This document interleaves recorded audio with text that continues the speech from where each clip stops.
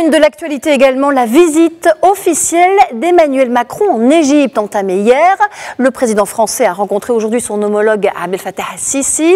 Au menu de ce déplacement de 3 jours, plusieurs sujets visant à renforcer un partenariat stratégique avec notamment la signature de contrats à hauteur de centaines de millions d'euros.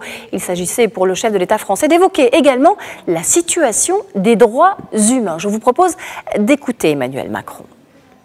J'ai également fait part au président Sisi de ma ferme conviction, il l'a évoqué, que la stabilité et la paix durable vont de pair avec le respect des libertés de chacun, de la dignité de chacun et d'un État de droit.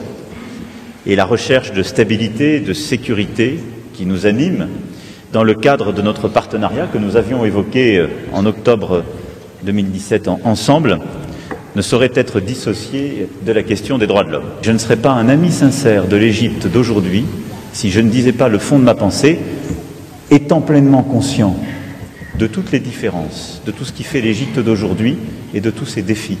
Je ne mésestime rien des défis sécuritaires auxquels le président Sisi a à faire face.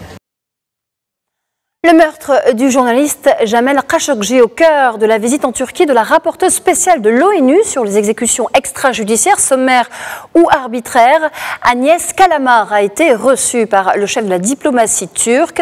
Elle tentera lors de sa visite cette semaine de faire la lumière sur la mort de l'éditorialiste saoudien tué par des agents saoudiens au consulat de son pays à Istanbul. Près de 4 mois maintenant après sa mort, le corps du journaliste qui écrivait notamment pour le Washington Post n'a toujours pas été retrouvé. Son assassinat a plongé l'Arabie Saoudite dans une grave crise diplomatique. Je vous rappelle que le procès de 11 suspects s'est ouvert début janvier en Arabie Saoudite. La peine de mort a été requise contre 5 d'entre eux. Ankara a pour sa part plusieurs fois souligné la nécessité d'une enquête internationale sur cette affaire.